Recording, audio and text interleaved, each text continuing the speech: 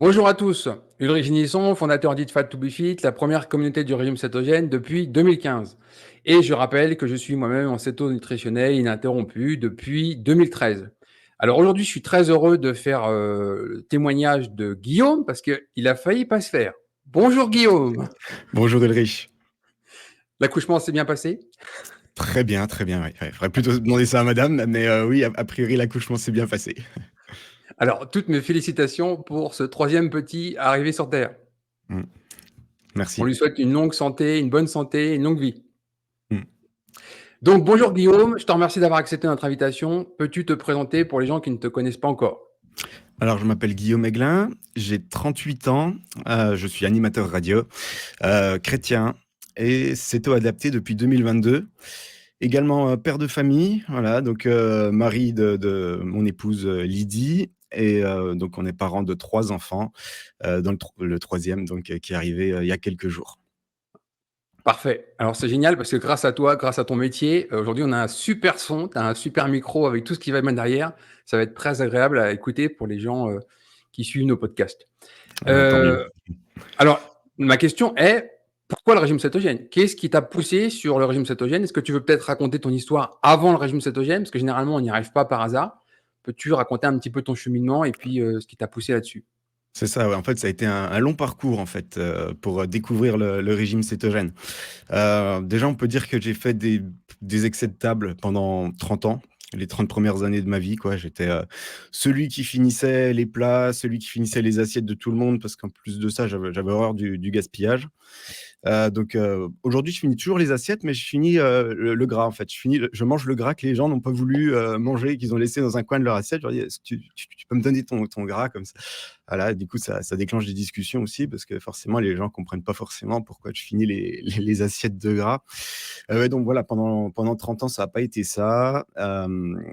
Bon, après, je faisais toujours beaucoup de sport. J'avais un poids qui était stable. J'ai toujours eu un poids stable de 70 kilos, 69 même précisément. J'ai toujours aimé, être dans la nature, être dehors. Voilà, moi, ma salle de sport, c'est dehors, en fait, tout simplement. Je connais pas d'autres salles de sport. Et puis, oui, j'ai toujours fait beaucoup de sport. Moi, mon 1er 120 kilomètres, j'avais 14 ans quand, un jour Ah j'ai oui. pris mon vélo et puis, voilà, je suis parti, il y a une piste cyclable qui passait près de chez moi, et qui allait jusqu'à moi, j'ai fait Montbéliard-Mulhouse. Voilà, je sais pas si ça parle à des auditeurs parce que oui, alors j'ai pas dit, j'habite donc dans le Nord-Franche-Comté, donc entre la Franche-Comté et l'Alsace, une jolie ville qui s'appelle, Montbéliard, qui est, toute proche de la frontière suisse. Voilà. Et donc voilà, ces 30 premières années de ma vie, en fait, à partir de 30 ans, bah, j'ai commencé à avoir, des problèmes de digestion. J'ai commencé à avoir une fatigue chronique, j'ai commencé à avoir mal au dos. Le fait de faire, ça, et ben, je pouvais plus faire ça.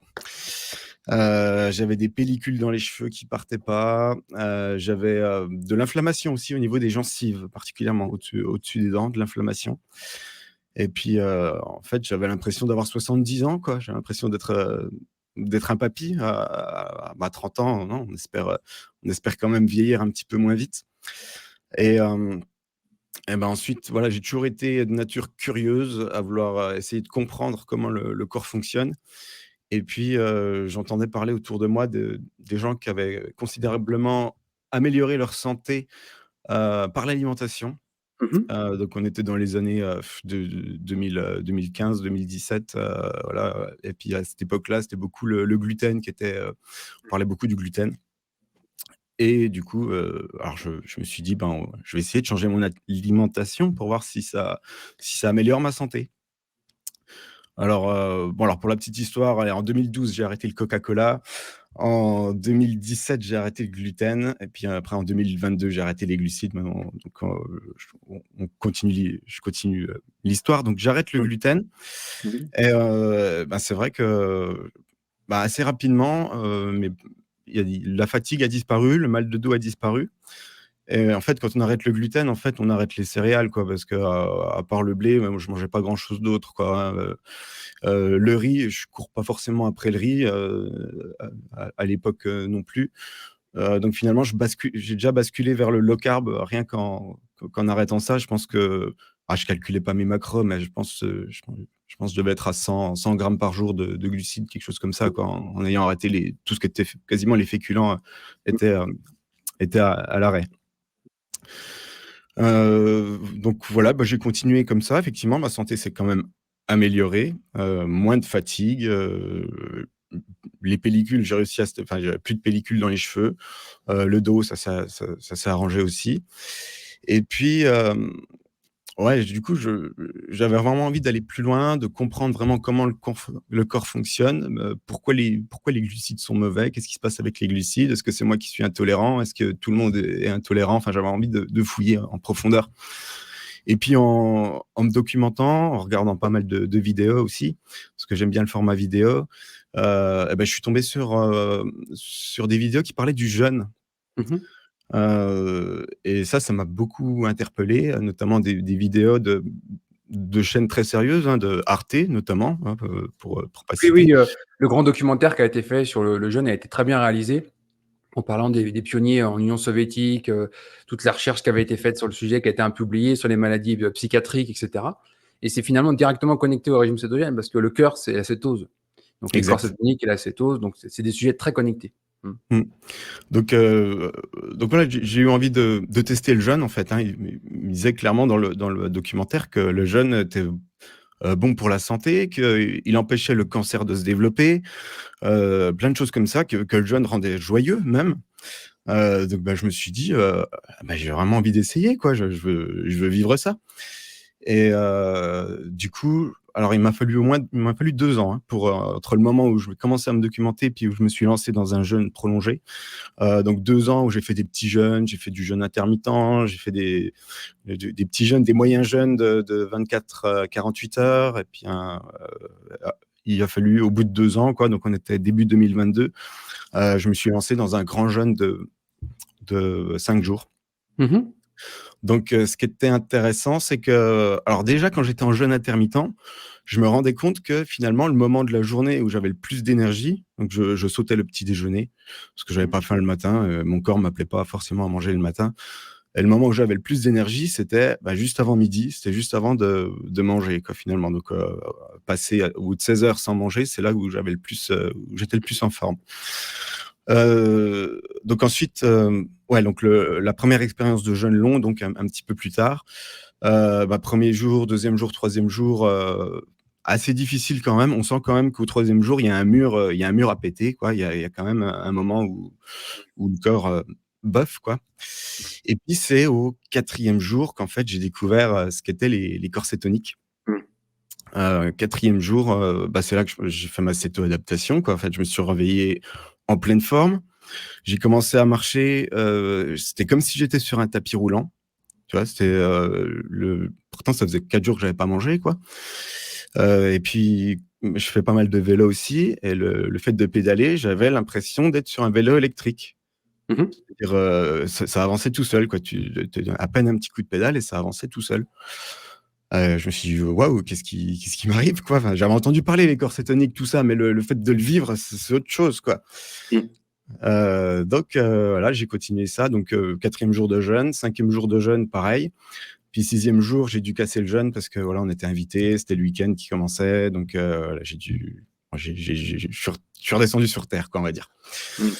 Mais c'est Heu intéressant toute cette phase jeune parce que, si je peux me permettre, et c'est pas pour te couper parce qu'il y a des gens qui ne supportent pas que je coupe mes ah invités, vas-y, mais coupe-moi, justement, c'est non, non, bien, c'est c'est le pas d'interaction. couper en fait, c'est juste que moi je suis quelqu'un de très enthousiaste, j'ai 25 idées à la seconde, du coup ma bouche ne parle pas assez vite et tu vois, c'est voilà. Donc c'est juste pour essayer d'amener des éléments de compréhension pour que les gens aient, la liberté de choix. Pour avoir une liberté de choix, il faut savoir et c'est pour amener des éléments. Donc moi, j'ai toujours été opposé contre les jeûnes longs dans un régime high carb. Pourquoi? Parce qu'il y a un prix énorme à payer en masse musculaire et il y a un problème au niveau, particulièrement du microbiote intestinal. Alors, j'ai pas dit que j'étais à 100 contre les jeûnes longs, j'ai juste dit qu'il y avait un prix à payer. Donc si certaines personnes ont, par exemple, des objectifs thérapeutiques grâce à un jeûne long, pourquoi pas? En fait, ils vont être prêts à payer le prix. Mmh. Voilà, il y a un avantage et un inconvénient. Et le régime cétogène, en fait, il a été formulé en milieu hospitalier techniquement dans les années 1921, justement pour mimer les avantages du jeûne sans les inconvénients, en particulier sur la masse maigre. Bon, donc un jeûne de 36 heures il n'y a pas d'impact. Au-delà de 36 heures, il commence à y avoir un impact sur la masse musculaire, il y a un impact sur le microbiote intestinal. Ce que je veux dire, c'est que l'idéal, c'est de mixer un régime cétogène et le jeûne. Pourquoi? Parce que quand on est dans un régime cétogène, on devient un vrai brûleur de gras. Et à partir de ce moment-là, vous êtes parfaitement adapté à brûler directement les acides gras sans passer par les corps cétoniques et vous préservez votre masse musculaire. Si vous faites un jeûne là-dedans, au bout, admettons, allez, on va dire 6 mois de régime cétogène, là, vous préservez vraiment votre masse musculaire. Elle est vraiment, la masse musculaire est compromise, mais vraiment un tout petit peu seulement. Donc, l'avantage de mixer les deux, c'est qu'on préserve sa masse musculaire grâce au régime cétogène. Donc, c'est pour ça que je dis aux gens surtout, passez la cétodaptation au régime cétogène, faites votre régime cétogène, et puis après, si vous avez besoin, au bout de plusieurs mois, passez éventuellement sur des jeûnes intermittents, voire des jeûnes longs, parce que vous êtes parfaitement adapté. Mais c'est vrai que les gens qui mangent 250 grammes, 300 grammes de glucides par jour, qui passent sur un jeûne de 5 jours, 10 jours, 15 jours, là, c'est violent quand même. Hein. Tu sais, il y a ce qu'on appelle le bilan azoté. Concrètement, on sait exactement ce que tu manges comme protéines, parce que ça, on peut l'évaluer facilement dans ton assiette, et on sait exactement ce que tu vas perdre en muscle avec ce que tu vas excréter dans tes urines. On sait la somme qui rentre, la somme qui sort, et la différence, c'est ta fonte musculaire. Et la fonte musculaire sur quelqu'un qui est dans un régime riche en glucides, qui passe sur un jeûne long, c'est une catastrophe. Et en plus, c'est rarement des jeunes qui font ce genre de jeûne, c'est un jeu de mots presque, c'est plutôt des personnes âgées. Et les personnes âgées qui vont perdre de la masse musculaire à 60, 70 ans, parce qu'ils vont faire un jeûne long, ne regagneront jamais cette masse musculaire parce qu'elles ne font plus les efforts nécessaires pour pouvoir la regagner. Donc, c'est pour ça que je dis, faites attention sur les jeûnes longs. Jusqu'à 36 heures, on ne se pose même pas la question, il n'y a pas de problème. On est fait pour ça, on peut jeûner 36 heures sans moindre impact. Au-delà, attention. Voilà ce que je souhaitais préciser sur le jeûne. Mais je suis bien d'accord avec toi. Hein. Moi, c'était le chemin par lequel j'ai découvert la cétose et la cétogenèse. Et du coup, à la fin de mon jeûne, moi, j'avais qu'une envie, c'était de rejeûner, de recommencer, quoi, pour retrouver cet état de cétose. Et après, voilà, je me suis dit, mais on peut pas jeûner tout le temps, sinon on finit par mourir. Alors c'est pour ça. Après, je suis allé voir, je me suis encore documenté, et c'est là que je suis tombé sur ce fameux régime cétogène qui permet finalement de simuler le jeûne tout en se nourrissant. Et puis de pouvoir rester en cétose, quoi. Donc, jeûne sans les inconvénients. Sans les inconvénients, exactement. Alors, moi, je t'avoue que je m'y suis pas mis du jour au lendemain, parce que le fait de voir que le LCHF, quoi, low carb, high fat, low carb, moi, ça m'allait très bien. High fat, ça me paraissait bizarre quand même. Manger que du gras, aujourd'hui, j'ai aucun problème avec ça, mais sur le coup, faut l'encaisser, quoi. Donc, c'est vrai qu'il y a un frein psychologique. Moi, j'ai vu avec Nelly, quand j'ai commencé en 2013, quand elle a vu ce que je m'avalais, elle fait dit, c'est pas possible. Franchement, si tu arrives à perdre du poids avec ça, ça va se savoir. Hein. Elle rigolait bien. Ouais. Bon, après, elle a vite compris, quoi, parce que j'ai pas eu 33 kilos d'une traite, très rapidement, en m'enfilant plus d'1 kilo de fromage au lait cru par semaine, les crèmes fraîches, les mascarpones, plus toutes les viandes. Et tant que les gens l'ont pas expérimenté, ils peuvent pas imaginer que ça marche. Ouais. Ouais, c'est ça. Mais le fait est que ça fonctionne. Alors moi, j'avais pas forcément de poids à perdre. Hein. Je le faisais pas du tout pour perdre du poids, parce que j'ai toujours conservé mes 69 kilos. Par contre, il y a quand même un petit peu cette casquette de complotiste qu'il faut mettre quand même, parce que on se rend compte que la pyramide alimentaire qu'on a appris à l'école primaire, c'est plus ou moins totalement l'inverse, quoi.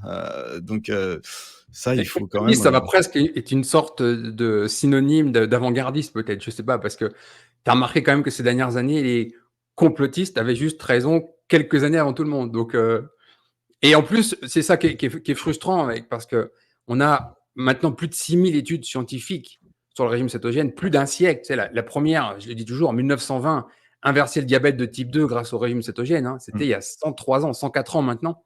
Qu'est-ce qu'on a foutu aux 104 ans? On s'est endormi ou quoi? Il y a un problème. On a énormément de science sur le sujet. On a des milliers de témoignages. On a des milliers de livres. Enfin, que ça se sache pas et que ce soit pas généralisé, c'est juste la preuve qu'on est très en retard, quoi. C'est incroyable. Non, mais c'est incroyable. Et puis en France, le système de santé, les professionnels de santé sont frileux, sont pas du tout prêts à changer quoi que ce soit, quoi. Tu sais, j'ai lu un livre extraordinaire pour moi qui m'a beaucoup appris, c'est le livre du docteur Bernstein sur le diabète de type 1 et le régime cétogène. Lui, c'est un vrai pionnier. Le gars est ingénieur à la base. On est dans les années 40, 50. Il a touché un diabète de type 1. Il découvre tout. C'est lui le premier à mesurer sa glycémie, etc. Et comprendre qu'on peut manager un diabète de type 1 avec très peu d'insuline, etc. Tout le monde le prend pour un con. Du coup, il passe un diplôme de médecin. Il devient médecin. Et maintenant, il a 90 ans, pas loin de 90 ans. Il fait encore des vidéos sur YouTube, sur Facebook, tout ça, pour expliquer aux diabétiques de type 1 comment manager avec un régime cétogène. Eh ben, j'ai vu récemment un papier passer, une équipe de la Pitié-Salpêtrière, 3 diététiciennes qui ont publié un papier et qui expliquent que oui, on pourrait peut-être commencer à envisager de mettre le régime cétogène pour manager un diabète de type 1. C'est juste 50 ans de retard. Voilà. Et même chose, je faisais parler il n'y a pas très longtemps une psychologue sur des enfants qu'elle recevait, qui étaient en état d'obésité, etc. Et en dessous, il y a eu un commentaire, c'est une personne qui s'occupe des cantines au collège. Elle dit, mais on est complètement verrouillé. Voilà ce qu'on est obligé de donner aux enfants. C'est une catastrophe. Elle a cité tous les effets indésirables dans les écoles. Mais aujourd'hui, c'est verrouillé par ce que tu viens de dire, la pyramide alimentaire. C'est le dogme, 55% de glucides chez l'enfant, chez l'adulte, chez la personne âgée en maison de retraite. Et on alimente toutes les maladies métaboliques avec ça. Et on ne peut rien faire.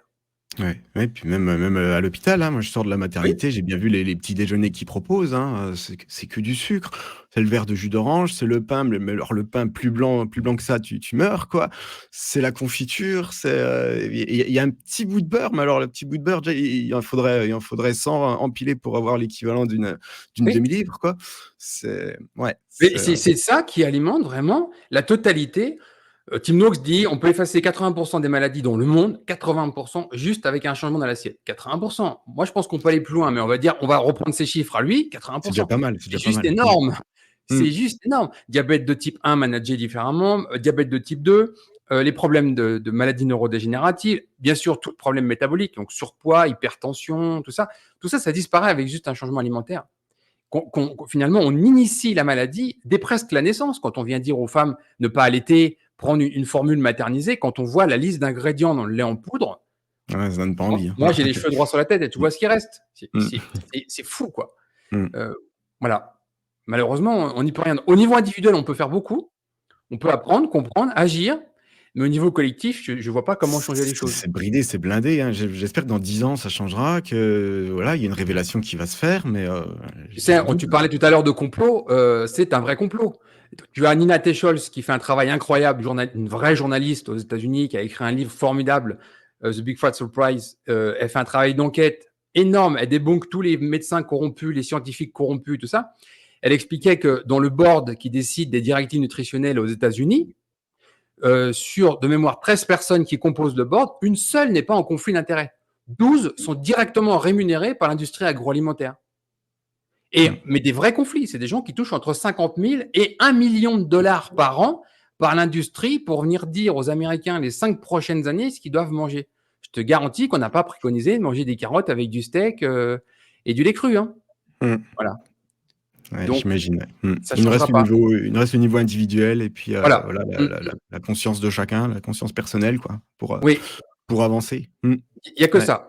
Mais c'est vrai qu'en France, c'est très compliqué parce que voilà, c'est nos grands-parents qui ont appris à manger comme ça, donc nos parents aussi. Nous, on apprend à nos enfants à manger aussi sur base glucidique, donc c'est vrai que c'est super compliqué, quoi. Hein, Mais au niveau sociétal, si tu veux, tu as très très peu de profils de personnes qui sont capables, sur un groupe de 100 personnes, en étant seuls et en disant aux 99 qui sont autour, vous avez tous tort.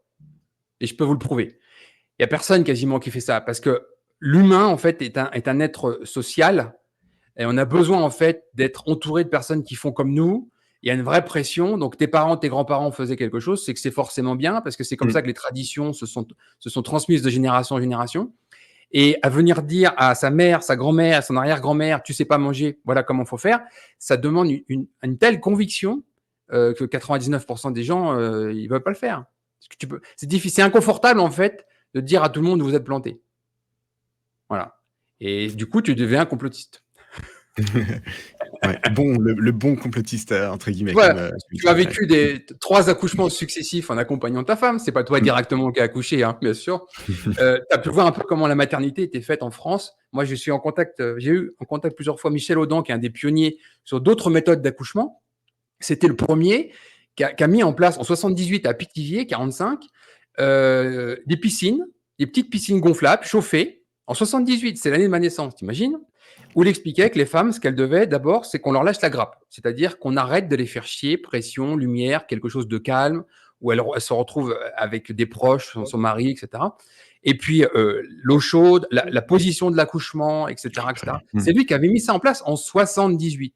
Mmh. Et comme tu l'as vu il y a quelques jours, aujourd'hui, les méthodes d'accouchement, elles n'ont pas changé depuis 70 ans maintenant. Pas C'est d'un poil, mauvaise pas d'un position poil. sur le Mmh. dos. Mmh. Du coup, on pousse alors qu'il ne faudrait pas épisiotomie, voire césarienne quand ça ne va pas. Enfin, il n'y a rien qui va, Mmh. quoi. Mmh. Et une femme qui dit non, non, non, non, non, moi je veux accoucher de telle manière, voire même à la maison, s'il n'y a pas de problème particulier, elle passe pour une complotiste encore. Mmh. Ouais. Tu vois, c'est compliqué d'avoir ces opinions et vouloir les imposer comme ça à une majorité. Donc, tu découvres ton régime cétogène après des épisodes de jeûne, tu commences à lécher les assiettes de gras. Comment ça Voilà. se passe? Et ben, Déjà, est-ce qu'à ce moment-là, tu as lu aussi un livre ou tu t'es juste focalisé sur des vidéos pour je me prendre suis tes juste décisions? focalisé sur des vidéos. Ouais, mais D'accord, en ok. prenant plusieurs sources différentes, donc je j'ai pas focalisé sur une seule vidéo, Donc, quoi. Je me tu suis t'es vraiment focalisé renseigné. sur les aliments principalement. Tu t'es dit, je vais manger ça, je vais manger ça, puis à côté, j'arrête de manger ça. Voilà, voilà. Donc effectivement, manger que du gras, ça me faisait peur au début. Ouais. Et puis au bout de 2 semaines, je me suis dit, «Allez hop, j'essaye quand même, je vais essayer quelques jours, voir ce que ça donne».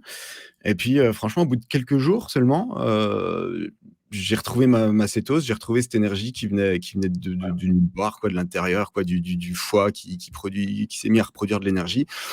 Et puis du coup, j'ai jamais arrêté. Donc là, on devait être au mois d'avril 2022 à peu près, donc ça fera 2 ans cette année. Mmh. Voilà, que je suis, allez, quasi ininterrompu, en cétose, quoi. Il y a toujours eu quelques petites interruptions, des repas de fête, des choses comme ça, quoi, des moments, un peu plus l'été où on se mange une pizza. Bon, il y a eu des cheat meals, hein, mais Mmh. de manière, vraiment très occasionnelle, quoi. Alors concrètement, tu manges quoi au début et comment ça a pu évoluer sur tes, un peu plus pratiquement 2 ans bientôt? Comment ça a évolué ton régime cétogène? Qu'est-ce que tu manges? Est-ce que tu continues à sauter le petit déjeuner? Combien de repas? Ce que tu manges? Alors, je continue à sauter le petit déjeuner parce que j'ai pas faim le matin, tout simplement. Mmh. Alors, bon, je sais que, enfin, c'est discuté, hein, il y a débat là-dessus. Mais j'ai jamais faim le matin, donc je vais pas me forcer à manger. Mmh. Donc, je prends le premier repas à midi et puis, un repas le soir aussi. J'essaye à partir de 20h de ne plus manger pour aussi, laisser le foie tranquille. Voilà. Après, qu'est-ce que je mange? Bah, franchement, j'aime bien le pot-au-feu. Mmh. Parce que ma grand-mère, elle en faisait quand j'étais petit, ça me rappelle plein de souvenirs d'enfance, le pot-au-feu. Donc ça, moi, je passe au coloris, j'achète un bon morceau de viande bien grasse, voilà, de la basse-côte. Là, ils en font à 5 € le kilo. Et puis, je fais mon pot-au-feu avec ça. Si c'est jour de fête, je rajoute quelques os à moelle. Et puis voilà, je mets des légumes, à IG bas dedans, quoi. Et puis alors ça nourrit un peu toute la famille quand même, hein. C'est vrai que moi, les morceaux les plus gras, je me les prends. Les enfants, je leur mets les carottes. Enfin voilà, et disons quoi, avec ce pot-au-feu, on partage, on arrive à nourrir tout. Bah, disons que tout le monde est content, quoi. Mmh. Oui, c'est clair que même en rajoutant 1 ou 2 pommes de terre, toi, tu peux dire: «Voilà, les pommes de terre, c'est pour vous, moi je prends le reste» et du coup, Exactement. avec un seul plat mijoté, tu nourris la famille. Ouais. Voilà, exactement.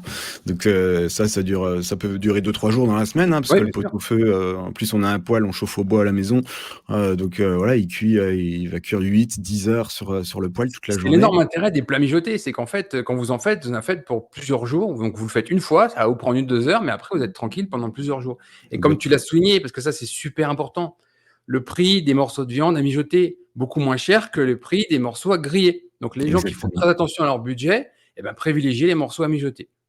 Et des morceaux qui sont beaucoup plus nourrissants parce qu'il y a tout Oui, le gras, et puis oui. Le l'avantage, c'est que ça collagène fait un aussi, bouillon. Le le collagène, collagène. exact, Oui. ouais. Et puis ça fait vraiment un bouillon. Et alors quand on mange le bouillon, ça ressemble à une soupe en fait. Et en fait, c'est que du gras presque. Et Mmh. les gens se rendent pas compte, ils sont en train de manger du gras sans s'en rendre compte. Donc c'est Oui. vrai que ça passe, le bouillon du pot-au-feu, ça passe très bien. Tout à C'est fait et on très parlait enfin, intéressant. beaucoup de gens ont parlé, tu sais, il y a eu une mode du crédivorisme avec des végétaux crus qui sont globalement, pas comestibles pour les êtres humains, parce que les végétaux ont vraiment beaucoup de substances pour se défendre. Donc les anciens, ils ont toujours ou cuit les aliments ou lacto-fermenté les aliments, justement pour se débarrasser de ça et cetera. Et ben, il y a beaucoup de nutriments de ces végétaux quand on va les bouillir, qui sont dans le bouillon. Donc quand vous buvez le bouillon, bah, vous absorbez quand même les nutriments. Alors que le végétal qui va simplement être bouilli et que vous allez goûter, lui, il a perdu une grande partie de ses nutriments qui sont dans le Mmh. bouillon. Donc c'est encore Mmh. intéressant pour ça aussi.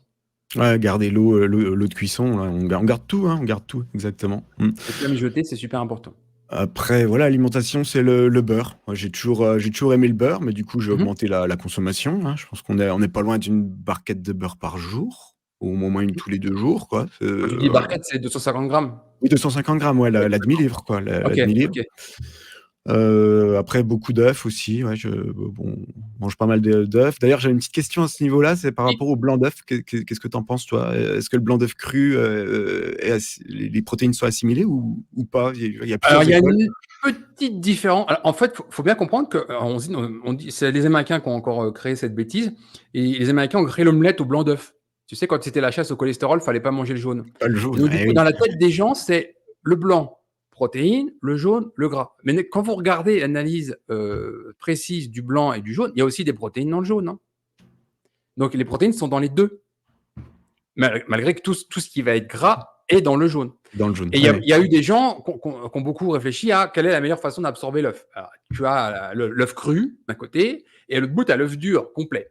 Et Mmh. puis au milieu, tu as l'omelette, l'œuf au plat, l'œuf mollet. Le fois la coque, ouais. Voilà.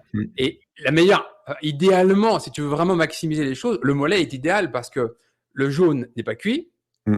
le blanc est cuit. Le blanc cuit serait un peu mieux absorbable que le blanc cru. Voilà. D'accord.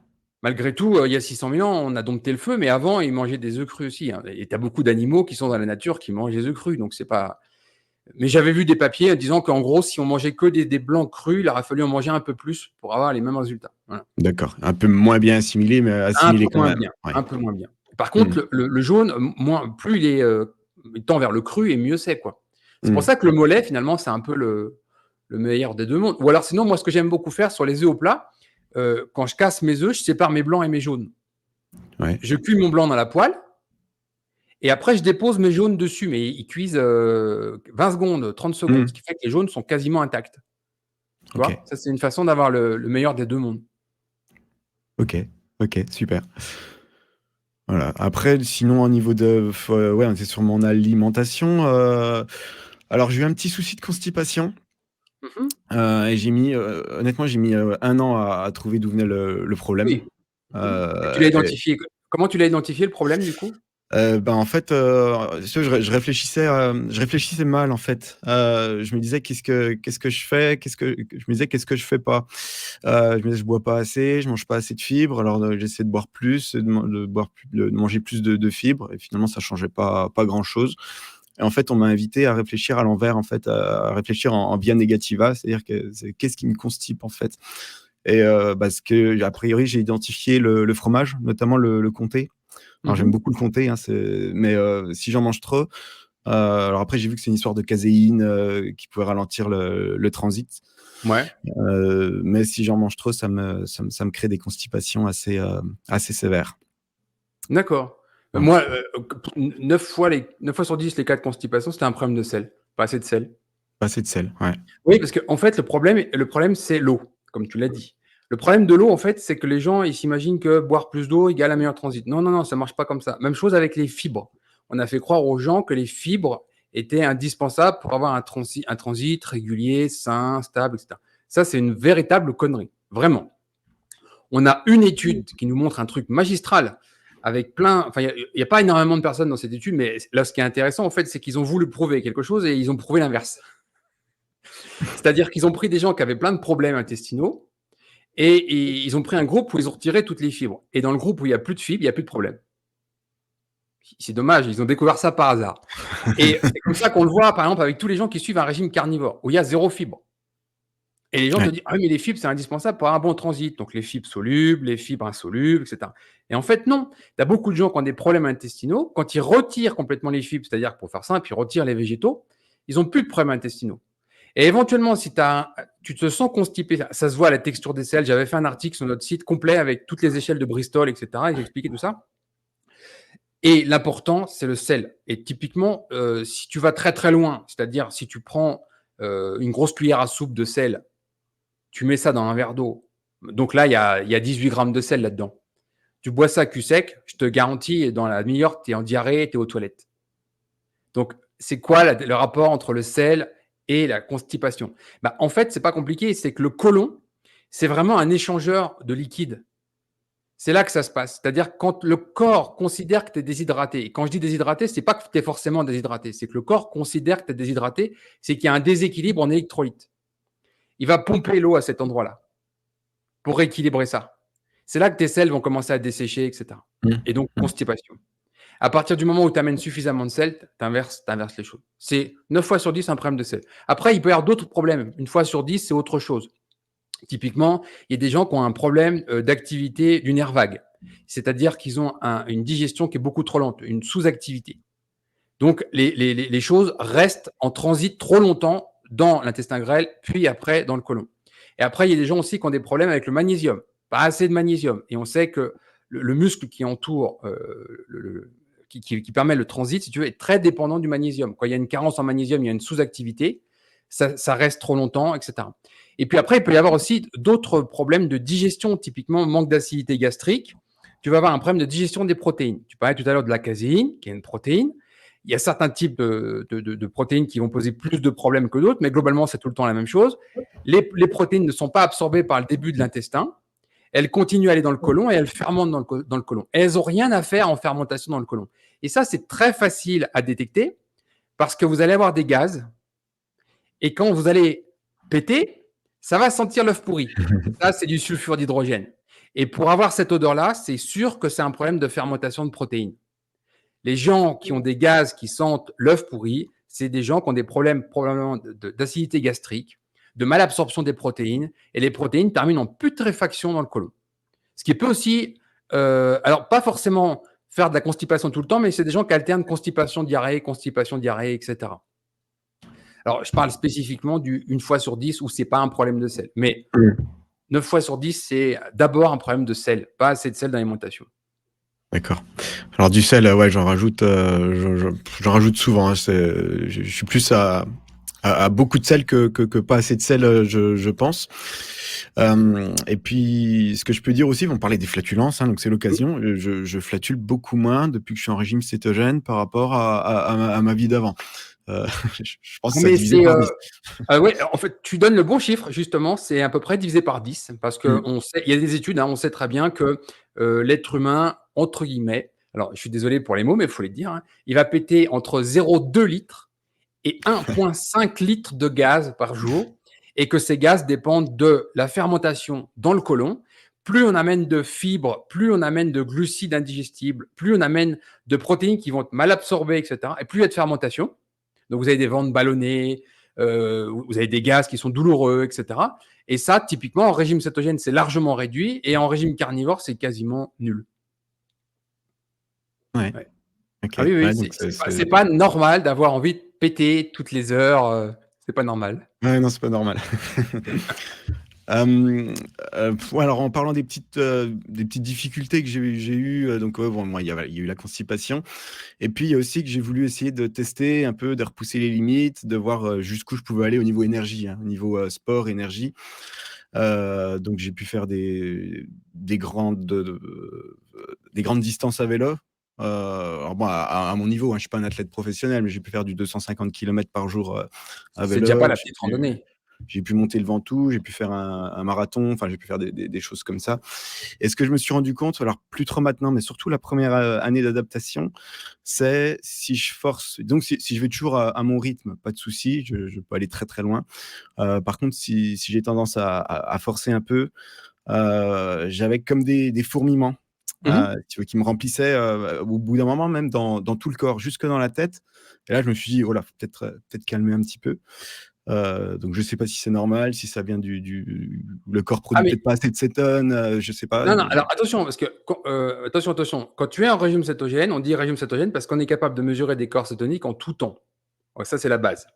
Maintenant, avec le temps, l'objectif, c'est pas d'être adapté au corps cétonique. L'objectif, c'est d'être adapté aux acides gras. C'est-à-dire, le muscle est capable de brûler directement les acides gras sans passer par la case corps cétonique. L'opération fabrication de corps cétonique, c'est une grosse opération, hein. Mmh. C'est lourd. C'est pour ça que c'est des molécules qui sont spéciales, qui sont utilisées que par quelques cellules de notre corps et à 80% par notre cerveau. D'accord. OK? Mais ton cœur, tes muscles, ils peuvent directement rouler aux acides gras. Les acides gras, d'accord. Et ça, au début, ça fonctionne pas. Parce qu'au départ, tu as un brûleur de sucre.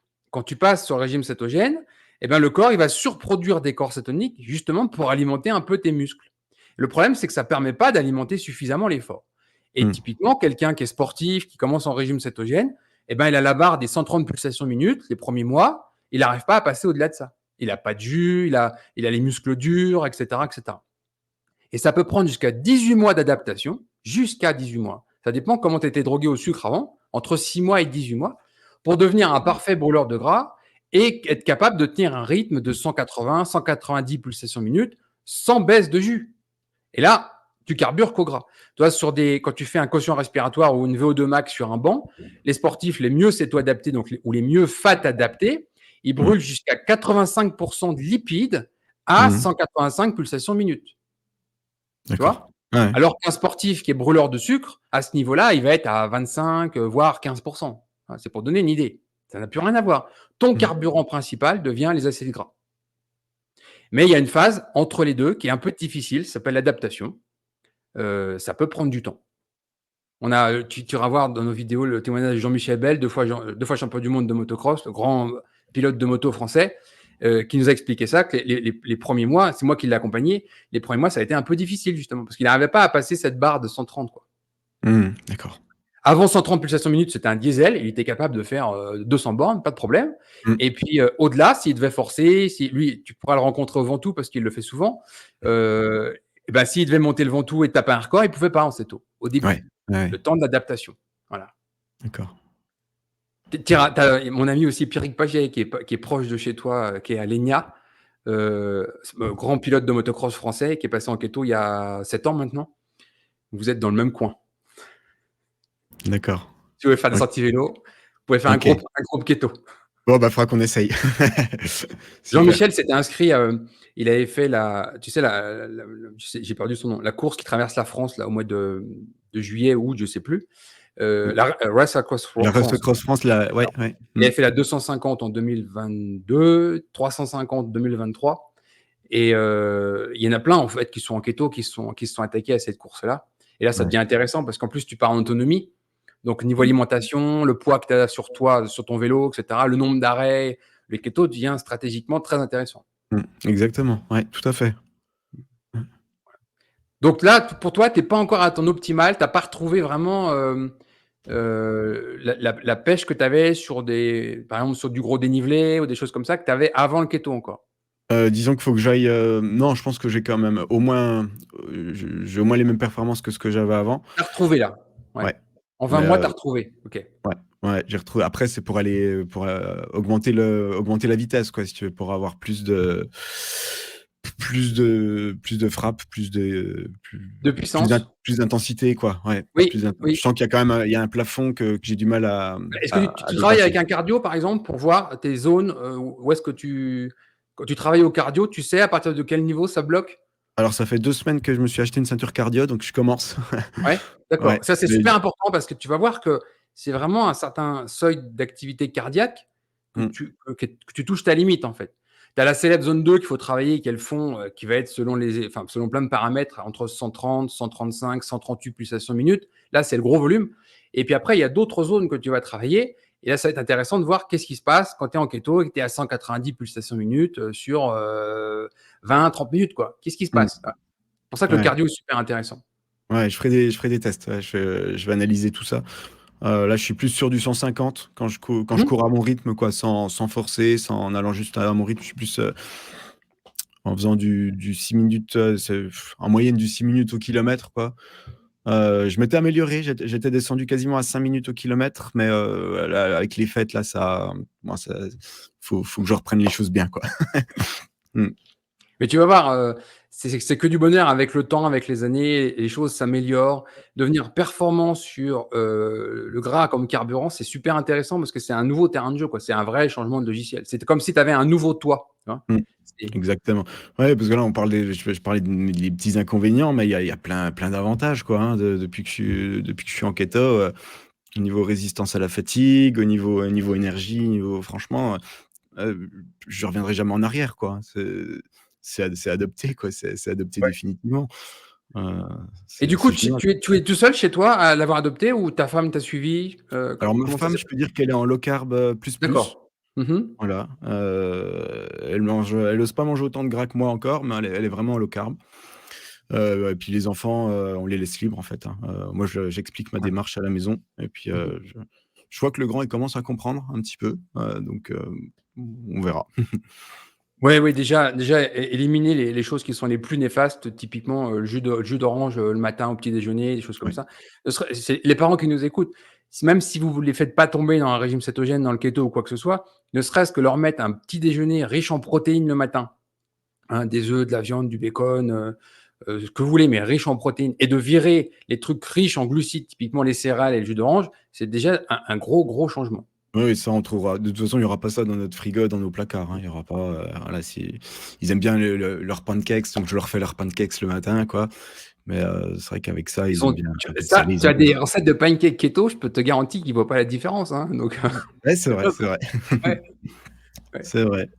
c'est facile. Mais ouais, privilégier les protéines le matin pour les enfants, c'est ce qui va démarrer leur journée, c'est super important pour leurs neurotransmetteurs, enfin et si vous voulez les défoncer, clairement, vous continuez au jus d'orange et aux céréales le matin. Là, continuez avec ça, c'est parfait. Ouais, Ouais. ah le pire cocktail. Ah, c'est le Ouais. pire, ouais. Alors que c'est encore aujourd'hui mis en avant, comme quelque chose de santé, Mmh. je sais pas si non, tu as peut-être pas lu le livre de Gary Taubes où il explique justement comment le syndicat des producteurs d'oranges dans les années 60 en Floride a lancé volontairement cette mode du jus d'orange en payant même la science nécessaire pour dire: «C'est super important pour la vitamine C» et cetera, juste pour écouler les excédents de production Mmh. d'oranges, tu vois?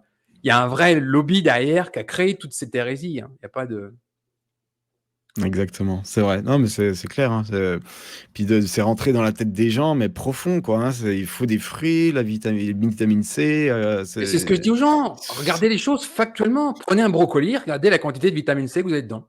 mais oui, ou Prenez un une orange, regardez la poivron, vitamine C que vous avez dedans. Puis après, venez mmh, me dire: «Vous avez besoin d'une orange» mmh, ou un peu de persil ou un peu il y a plein de végétaux, même si on rentre pas dans un régime carnivore, il y a plein de végétaux riches en vitamine C qui ne sont pas des fruits.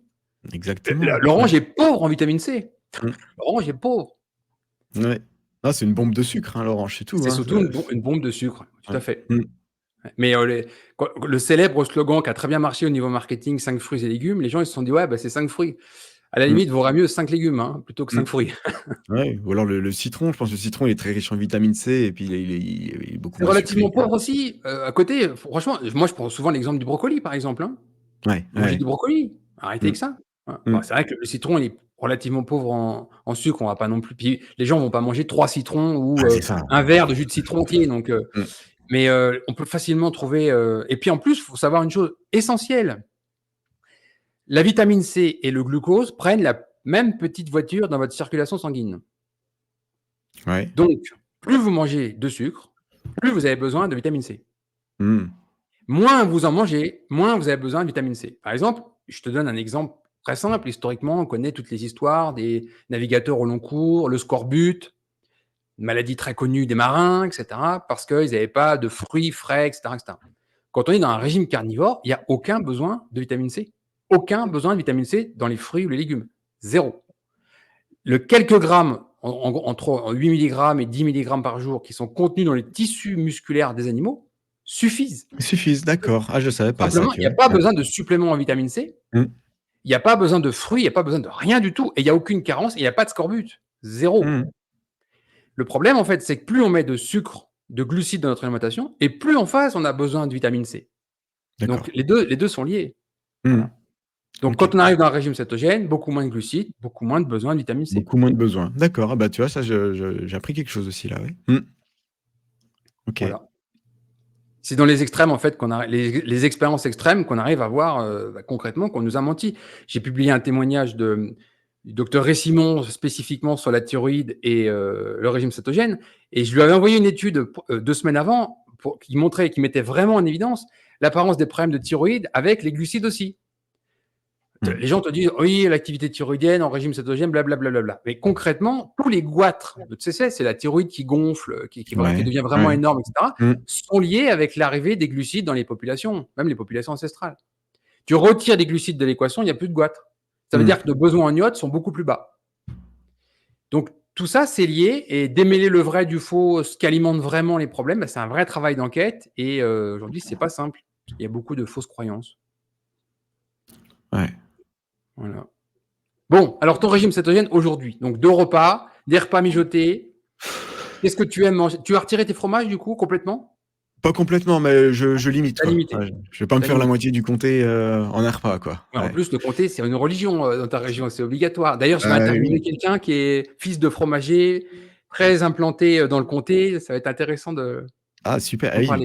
puis c'est la race Montbéliarde, c'est la Exactement. culture locale, quoi, hein. Fromage de lait cru, oui, tout à fait. L'AOP et tout, donc le comté, on n'a pas le droit d'y toucher.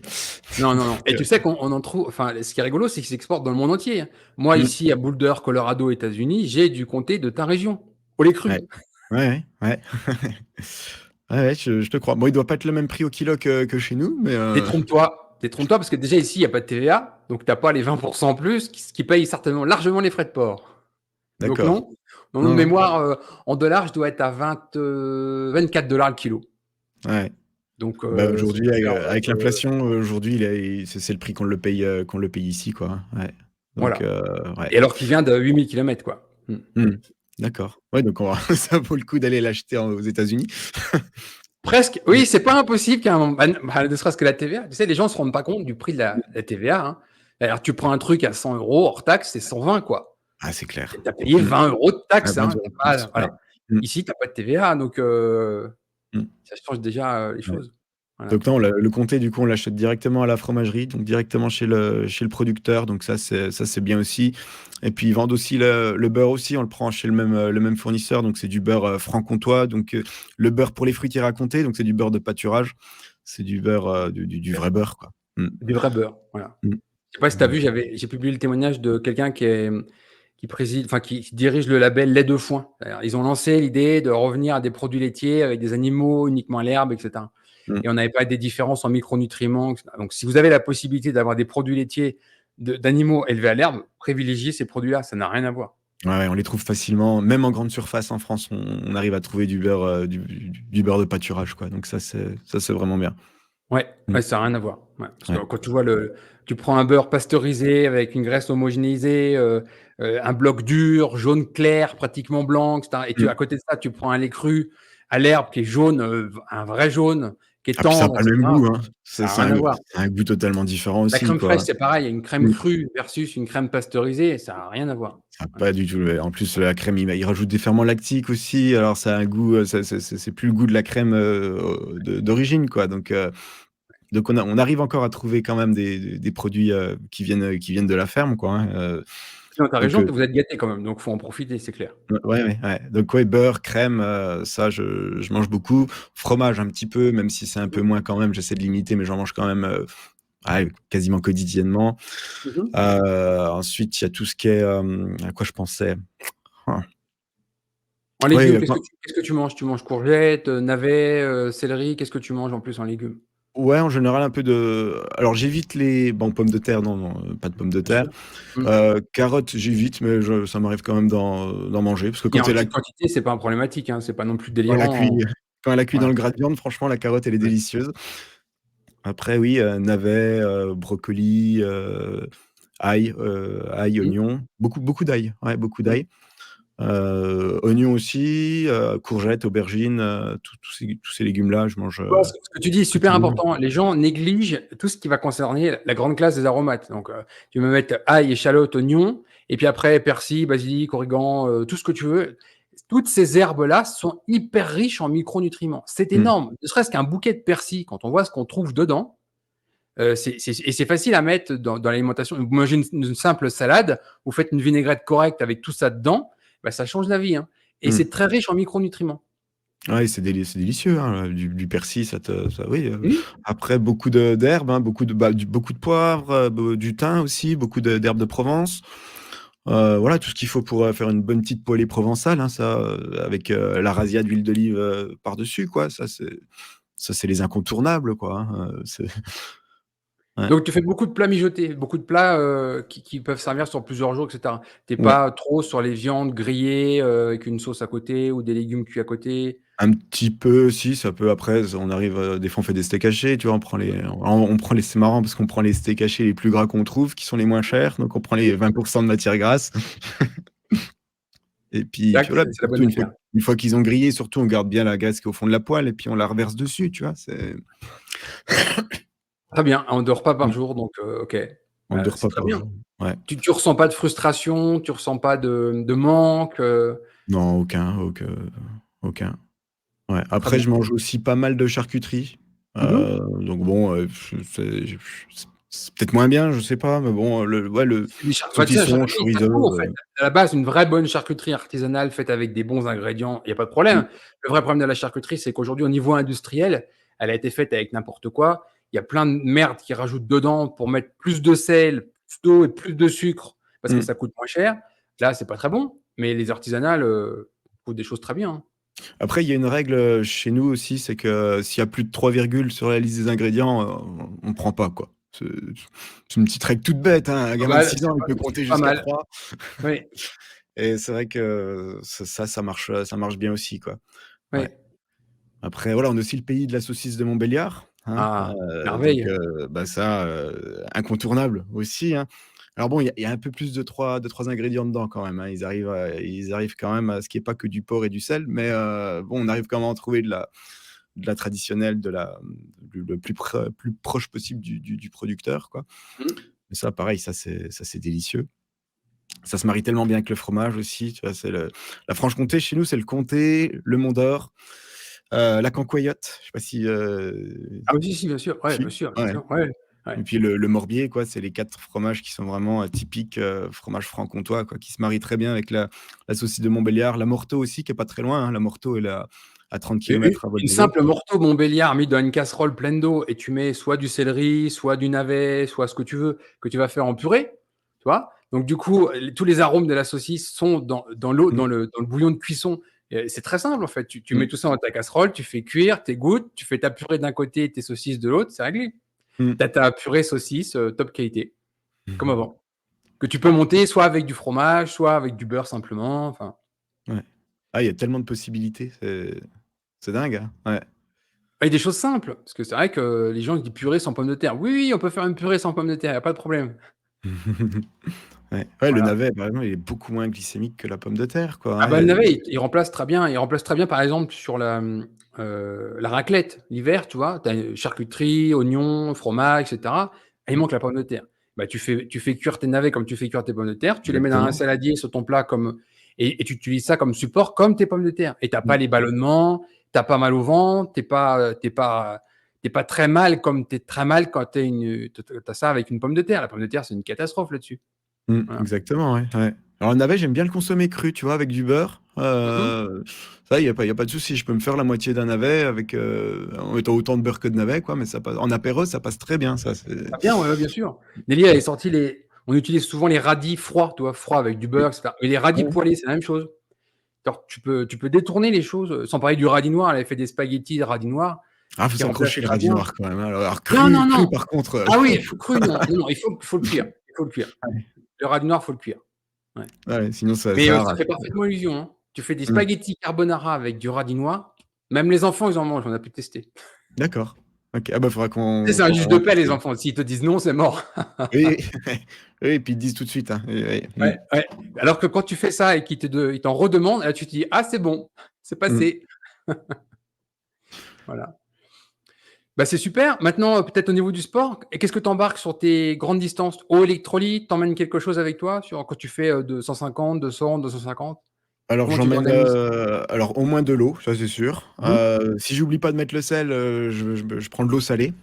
OK. Voilà, quitte à avoir 2 bidons en fait, un bidon d'eau salée puis un Ouais. bidon d'eau normale parce que l'eau salée c'est quand même dégueulasse quoi, donc Ça dépend je si tu le doses correctement, ça passe, tu vois? Tu as peut-être trop de sel dedans. En fait, il faudrait peut-être que tu mettes moins de sel, mais dans tes 2 bidons. Puis tu peux masquer le goût avec, ça dépend ce que tu veux utiliser comme électrolyte. Si tu mets juste une petite cuillère de sel, c'est bien de mettre un peu de potassium avec. Tu vois? Il faut équilibrer sodium et potassium. mmh, Tu si tu veux pas utiliser de supplément, tu as des petites salières dans les magasins diététiques, sel de potassium. Ça vaut, 3 €. Ça sale comme du sel. Et les gens qui sont en régime sans sel, c'est ce qu'ils utilisent. Et là, D'accord. tu assembles les deux, et puis tu peux masquer avec quelques gouttes d'un jus de citron, des choses comme ça, pour masquer ce goût salé qui, dans l'effort, à la fin, devient chiant. Mmh. Mais sans aller trop loin non plus, tu n'as pas besoin d'avoir 2 grammes de sel par bidon de Oui, litre, oui, quoi. oui. Ouais. Ouais. Ouais, après, je m'étais dit que, mais je l'ai pas encore fait, mais que je prendrais bien carrément du bouillon d'os dans le Ouais. bidon pour l'été, quoi. L'été où ça va pas se figer, parce qu'en hiver, si ça se fige, ça va être un peu compliqué, mais Moi, je dis toujours une chose, tout est possible, il faut juste essayer à l'entraînement, faut vous testiez. Moi, j'ai vu un tas de trucs qui, en théorie, fonctionnent, et j'ai travaillé avec 18 champions du monde en régime cétogène et d'autres à un niveau inférieur. J'ai pas de règle, en fait. Je leur dis: mmh, «Voilà, moi, je te propose ça, exactement comme ça, tu essayes». Et là, il y en a un qui me dit: «Ah bah non, finalement, moi, ça me va pas du tout». Bah, OK, on trouve une autre solution. Il y a pas de règle, en fait.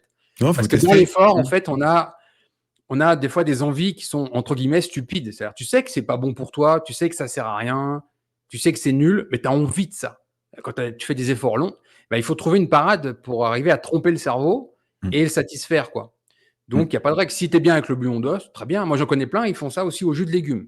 Le jus de légumes, c'est un gros avantage, c'est que c'est une eau parfaite. L'eau est structurée, tu as beaucoup de micronutriments dedans. Je parle par exemple sur une base de concombre, et puis après, tu peux mettre un peu de betterave rouge, des choses comme ça. Donc, tu as un côté doux, c'est bas en glucides, tu as des minéraux dedans, c'est très facilement absorbable. Moi, j'en connais plein, ils tournent qu'avec ça. Par exemple, sur un mmh. vélo, 2 bidons, ils vont mettre un bidon d'eau, un bidon de jus de légumes. D'accord, ouais. Tu vois? OK. Il y a pas de règle, en fait. L'important, Mmh. c'est de trouver ce qui fonctionne pour toi. Après, sinon, moi, la plupart du temps, finalement, je pars sans rien. Juste l'eau, quoi, en fait, hein, juste l'eau, mais pas de nutriments, rien à manger, quoi. Le coup où j'ai monté le Ventoux, je suis parti sans rien. J'avais rien mangé depuis la veille au soir. Je suis parti à jeun, Alors ça, tu fais attention parce que fais attention au sodium. La clé, c'est le sodium quand même. Les électrolytes, c'est alors super j'avais du important. sel quand même, j'avais du Voilà, sel, ouais. ça, Mmh. c'est important. Mmh. Et si tu bois juste de l'eau plate, tu as des petites cascades, tout ça, il y en a, ils prennent leur eau à ce niveau-là, tu n'as pas de micronutriments dedans, tu n'as pas de minéraux, ça va être problématique. Parce que tu en perds dans tes urines, tu en perds dans ta transpiration. Il faut les remplacer. Mmh. Et puis, il y a un autre facteur super important aussi, quand on fait beaucoup de sport, j'attire l'attention là-dessus, c'est le magnésium. Le magnésium est central pour des centaines de fonctions, mais quand tu es sportif, tu consommes un seul type d'énergie qui s'appelle l'ATP, adénosine triphosphate. ATP. Tous les nutriments, ils servent à fabriquer l'ATP. L'unité énergie chez un être humain, pour tout, c'est l'ATP. Tu manges du gras, tu manges des glucides, tu vas même faire du catabolisme musculaire, tout ce que tu veux. Tout ça, ça termine en ATP. Ouais. Mmh. Pour former ça, il faut du magnésium.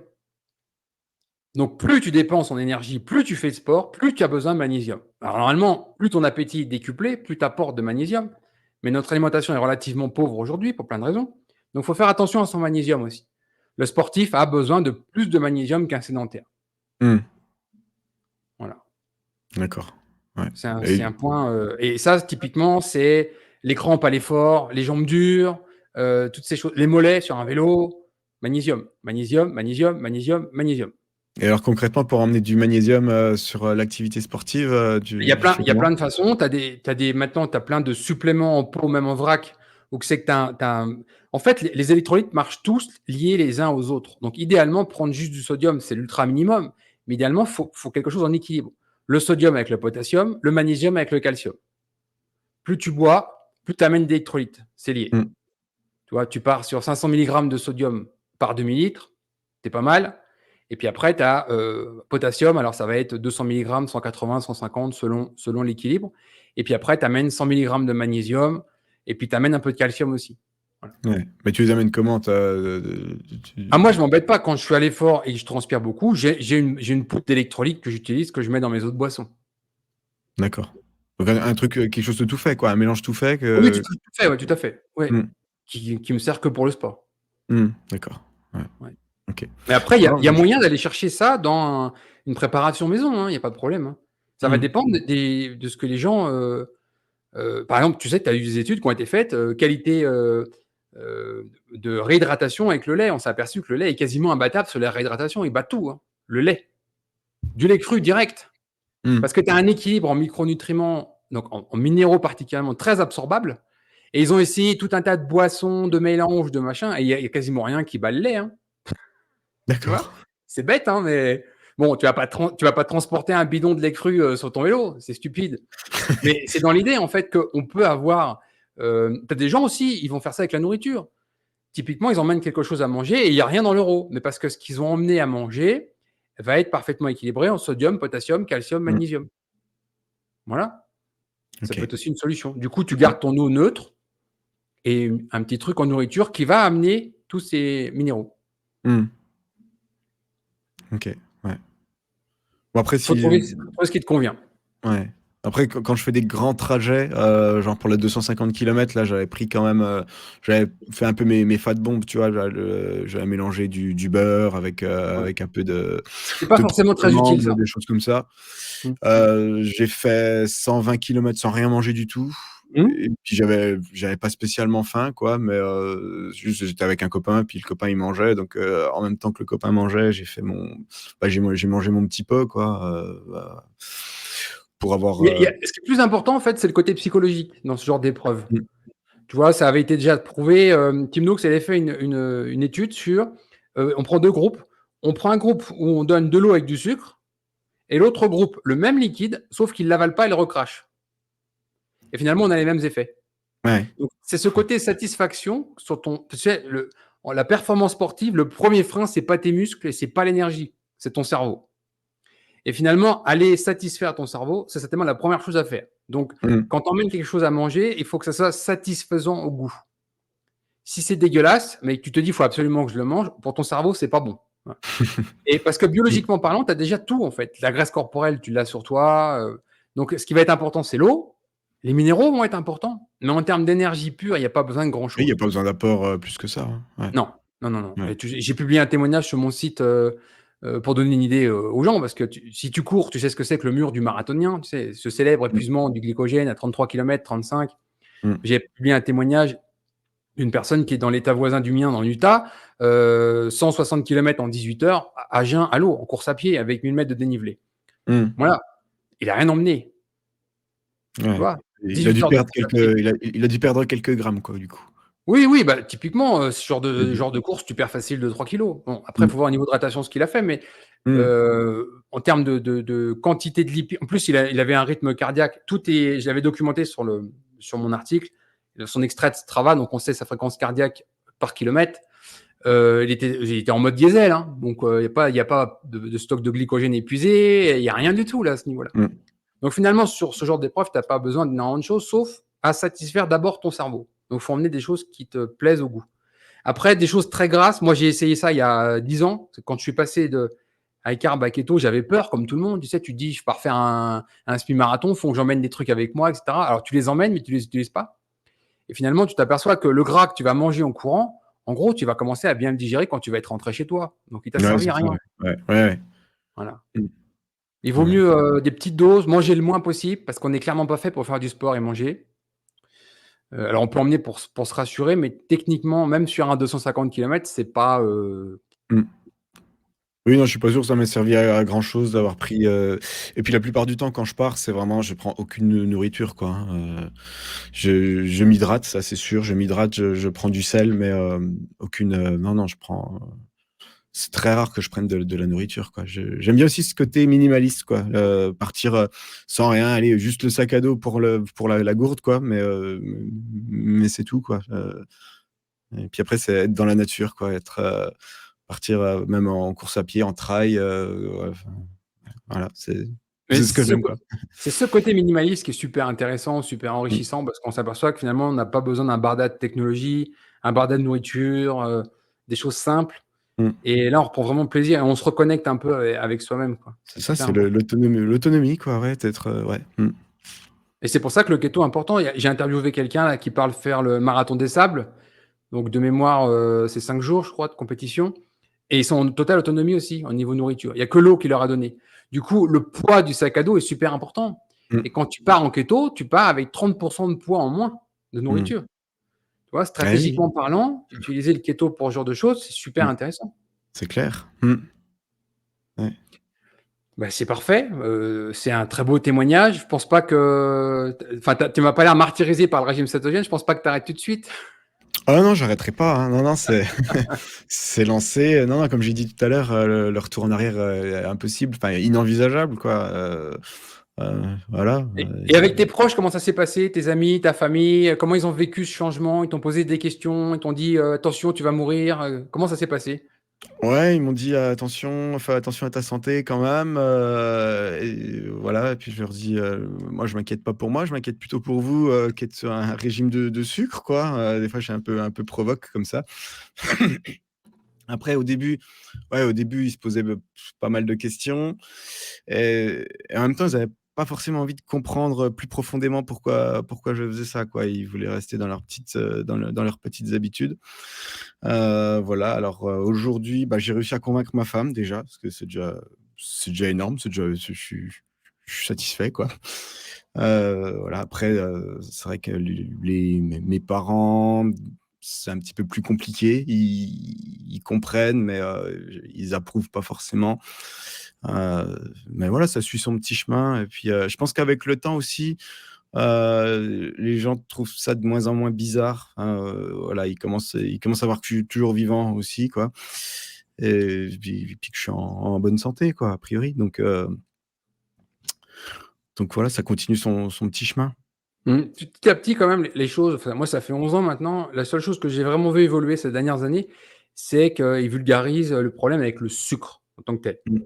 Donc alors c'est un double tranchant parce que oui, le sucre est coupable de pas mal de maux, mais pas que parce que, ne pas faire la différence entre le sucre qui est, le saccharose qui est une molécule de glucose et une fructose et puis venir nous dire tout le bienfait du sirop d'agave qui est très riche en fructose Ah ou oui. tout le bienfait du pain parce que c'est pas du sucre, c'est de l'amidon qui est au final la même chose, c'est une chaîne de glucose. Voilà et puis je vois des choses aussi absolument aberrantes, typiquement des grands livres qui sont publiés, «Mes desserts sans sucre» et au final, tu te retrouves à avoir plus de glucides dans ces desserts-là que dans des desserts entre guillemets «standards». Parce qu'ils remplacent, des choses qui sont déjà riches en glucides par des choses encore plus riches en glucides. Typiquement, les des purées de fruits qui sont concentrées, des choses Oh comme là ça là. qui Mmh. sont très, très riches en sucre. Typiquement, un gâteau qui va être à 60 en glucides, bah, là, il va monter à 70 avec ces trucs-là et Mmh. sur la couverture, il y a marqué «sans sucre». Donc il y a un vrai problème avec ça, Ouais. parce que les gens comprennent pas. Non, non, les gens comprennent pas, ouais, ouais, ouais. Mmh. Mais voilà, enfin, au moins, en tout cas, les gens ont compris, que je mangeais pas de sucre, donc ça, c'est déjà bien. Si je vais chez ma belle-mère, pour manger, c'est bon, elle va pas me faire une assiette de pâtes. Donc non, franchement, ça suit son petit bonhomme de chemin, quoi, ouais. Et puis après, vraiment quand il y a des repas avec des amis en société, voilà, je sais aussi mettre, pause, au régime cétogène le temps d'une soirée. Voilà, j'en fais pas un drame, non plus, quoi, hein. Le je Sachant, j'imagine, pas te gaver en disant, voilà, je prends une part de pizza, je prends une part de ce gâteau-là qu'on me propose, mais j'en prends pas, 3 parts, quoi. Bah, ça dépend. Soit il y a le cheat meal, disons, contrôlé, où c'est que, voilà, je prends le minimum, soit alors ça arrive de moins en moins, ça arrive même, quasiment plus, mais soit je me lâche complètement et puis je me gave d'une pizza complète, bon ça, aujourd'hui là, ça arrive plus aujourd'hui, mais la 1re année, c'est arrivé, ouais. Ouais. Ouais, Alors ouais. ça, par contre, je C'est comprends et je déconseille et je vais mmh, expliquer pourquoi. Quand tu prends, par exemple, une pizza entière, tu prends une personne qui est dans une alimentation riche en glucides, tu lui prends sa glycémie, tu lui fais manger la pizza. On va avoir une courbe de sa glycémie qui va déjà être très haute, mais on va avoir une courbe qui va peut-être être à mmh, 220, 250, bon. La même pizza, chez la même personne, mais passée en kéto depuis plus d'un an, ouais, eh bien, la glycémie va être encore plus haute. Et là, ça devient vraiment très haut. Tu mmh, vois, typiquement, une courbe sur une pizza, c'est facile d'atteindre 220-250 milligrammes. Tu peux arriver à 300-350 chez quelqu'un qui est en kéto. Et c'est normal, je t'explique pourquoi. Quand tu es en kéto, tu deviens un brûleur de gras. Le glycogène est préservé, on sait qu'il n'y a pas beaucoup de glucose dans l'alimentation, donc tu deviens économiseur mmh, de glucose. Tout ton organisme est designé pour ça. Il est plus designé pour traiter une grande masse de glucides. Tu deviens comme résistant, comme, un peu la même courbe que tu vas avoir chez un diabétique, si tu veux. Tu vois? ouais, ouais, ouais, ouais, Donc tu as et on sait très bien, scientifiquement parlant, qu'une glycémie au-delà de 140, ce qui est très bas, au-delà de 140, tu as des dommages biologiques mesurables, à partir de 140. Et c'est facile. Toi, un enfant à jeun le matin, tu lui colles un jus d'orange, il est à 200, 220. Hein. Donc, c'est facile d'être au-delà de 140. Et ce que je veux dire, c'est que la personne qui est en régime cétogène strict, qui fait tout bien, etc., si elle s'autorise vraiment de grandes doses de glucides de temps en temps dans l'année, ces doses de glucides vont vraiment, vraiment être massives. Mmh. Voire l'indisposer, hein, concrètement, avec le temps. Donc, Ouais. un peu de glucides, si tu veux, une part de pizza, une part de gâteau, exceptionnellement, tu vas monter, je ne sais pas, à 120, 120 grammes de glucides dans ta journée, ça peut passer. Mais il faut comprendre l'impact sur la glycémie et il faut comprendre qu'il ne faut vraiment pas se lâcher parce que derrière, il y a un vrai, vrai impact biologique, mesurable. Ouais, ouais. Voilà. Ah ouais, je suis bien d'accord, avec toi, hein. C'est vrai Non, non, que, mais je préfère le rappeler parce qu'il y a eu une mode, quand j'ai commencé, il y a 7-8 ans, c'était vraiment l'idée de dire, bah, on fait 5 jours de régime cétogène par semaine et puis le week-end, on et le se week-end, on lâche. fait n'importe quoi. Ah ouais, non, non, Et, c'est mais horrible. du coup, il y a de la science qui a été Mmh. produite là-dessus. Qu'est-ce qui se passe quand on fait n'importe quoi le samedi et le dimanche? C'est une catastrophe biologique à ne Mmh. pas faire. Vaut Mmh. mieux, moi je le dis clairement, hein, vaut mieux pas faire de régime cétogène, mais vraiment, rester dans un régime riche en glucides plutôt que faire ces allers-retours. Tes allers-retours. Ouais, ouais, bien sûr, ouais, Ah, ouais. c'est une catastrophe. Ah, le corps, il peut pas s'adapter, Non, c'est terrible. Mmh. non, c'est comme dire, voilà, j'ai un véhicule diesel et puis le samedi et le dimanche, je lui mets de l'essence dedans. Mmh. Ou Ouais. l'inverse. Ça va pas marcher, c'est pas fait pour. Mmh. Ouais. Voilà. Après, voilà, si vraiment il y a une fiesta, bon, ça arrive, hein, 1 fois par an, une fois ça arrive qu'il y ait une fiesta. Bon, bah, du coup, le lendemain, je jeûne et Mmh. puis, je fais un peu de je vais courir le lendemain, en jeûnant, puis, j'attends que ça se remette, que ça se remette en place, quoi. Mais c'est vraiment anecdotique, quoi. C'est vraiment rare, quoi. Je Ouais, comprends. Je ouais. comprends, je comprends. Et je critique pas et je juge pas. J'amène juste des éléments de compréhension Mmh. sur qu'est-ce qui se passe quand vous faites ça. Voilà. Ouais, Pour ouais. que les gens puissent savoir, il y a un prix à payer. Hein. Mmh. Ah, c'est sûr, ouais, ouais. Là, je repense le repas de Noël, par exemple, que j'appréhendais un peu et finalement, ça s'est très, très bien passé, quoi. J'ai fait un repas de Noël quasiment cétogène. Il y avait juste le buffet de dessert. Alors du coup, c'était mes cousines qui avaient préparé le le buffet de dessert et bah, j'étais reconnaissant parce qu'en fait, elles ont coupé des plein de micro-parts, des parts, donc finalement, j'ai pris, un Une 4 part de plein de carrés. desserts en fait, en fait, ça fait le volume d'une part, mais sur plein de desserts différents. Voilà, oui, j'ai pris 4 cm², donc 2 centimètres sur 2 centimètres, du brownie et puis, pareil pour le crumble, quoi. Puis voilà, ça m'a fait ma dose de glucides du repas, et après je suis allé faire un marathon. Allez bim! La nuit du 24 au 25. J'avais 2 lampes frontales, sous le sapin, parce que pour faire un marathon, faut 2 lampes frontales, quoi. Je suis parti à 22 h et je suis revenu à 4 h du matin, quoi, C'est pour bon, la c'était finir. évacué. OK. Et Ouais. c'était, je pense que c'était largement évacué, effectivement. Ouais. Et non, mais c'était un moment génial, quoi, passer la nuit du 24 au soir, dans la forêt, quoi, Il devait en pas y avoir prenant les beaucoup de monde. sentiers, et j'ai croisé personne, non, même pas un animal sauvage, non, je pense qu'il devait dormir. Mais ça reste un moment inoubliable parce que c'était juste génial, quoi, ouais. Mmh. Alors, pareil, pour simplifier la vie, une solution simple quand on est en cétogène, avec ce genre de repas de famille, de fin d'année et cetera, bah, c'est d'amener le dessert. Parce que souvent, Mmh. l'entrée, le plat, tout ça, ça pose pas de problème. Viande, légumes, il y a du Oui. fromage. En entrée, il va y avoir du saumon, des coquilles Saint-Jacques, du foie C'est gras, ça, enfin les trucs les habituels qu'on escargots, mange à en Noël. France, les escargots, c'est génial, les Les escargots. escargots, voilà. Tu sais que j'en ai ici des escargots. C'est vrai. C'est le plat introuvable normalement partout. J'ai des escargots à Whole Foods, à Boulder, Colorado. Et prêt à manger avec le beurre et tout, le beurre persillé, Ouais, prêt à mettre au four, ah à mais mettre au c'est four. délicieux. Mmh. Et, hem et donc du coup, la solution en fait, c'est d'amener le dessert. Parce que Mmh. c'est souvent là que ça bug. Donc si vous êtes en cétogène, bah, vous faites un dessert cétogène, vous l'amenez, il sera pour vous, puis les autres pourront goûter. Et ça permet vraiment d'éliminer tous les problèmes en amenant le dessert. Mmh, effectivement, ouais. Mmh. Mmh. Ouais. C'était Ouais. un super témoignage. Est-ce que tu veux ajouter un mot de la fin, un complément? Qu'est-ce que tu veux dire aux gens qui nous écoutent, qui hésitent encore, Bah, franchement, essayer, c'est l'adopter, hein. Et puis, oui, pour ma part, aucun retour en arrière possible, quoi. Le seul regret, de ne pas avoir découvert ça plus tôt, quoi. J'ai attendu 38 ans, 36 ans pour découvrir cette alimentation. Voilà, j'ai vraiment l'impression que ouais, qu'on nous l'a caché, en fait. J'ai l'impression que ça fait 3 décennies qu'on nous gave de sucre et en fait, on nous a caché, le carburant qui pour lequel on était fabriqué, quoi. Voilà. sinon quoi dire pour conclure, que franchement, avec tout ce que j'ai recherché, tout ce que j'ai vu, tout ce que j'ai lu, bah, on est vraiment bien fait, quoi. On est vraiment une machine, super bien. Franchement, quand je vois le foie qui est un peu l'organe central de tout ça, mais je suis en contemplation devant la comme comme on est vraiment des machines, alors je rends hommage au créateur, hein. J'ai dit que j'étais chrétien en début d'émission. Bah, je lui rends hommage pour tout ça et je suis vraiment en louange et en contemplation quand je vois comment on est bien fait et puis en tristesse quand je vois comme on a tout déréglé, quoi. Voilà. Et je confirme avec toi, la biologie, quand tu commences à creuser, tu t'aperçois de l'extrême complexité. Ça dépasse la compétence d'un esprit humain pour être créé. D'ailleurs, quand les humains ils essayent de recréer ça, typiquement un cœur artificiel, on est très très loin du modèle naturel dont on est équipé, qui s'est créé spontanément, qui est une vraie merveille de Mmh. complexité inouïe. Et moi aussi, je suis vraiment un grand fan de tout ça. Et c'est pour ça qu'il faut respecter notre corps parce qu'on n'en a qu'un. Mmh. On l'habite C'est vrai, c'est et on vrai. n'en a qu'un seul. Il n'y a pas de rechange. Mmh, exact. Je te Exact. remercie beaucoup pour ton témoignage.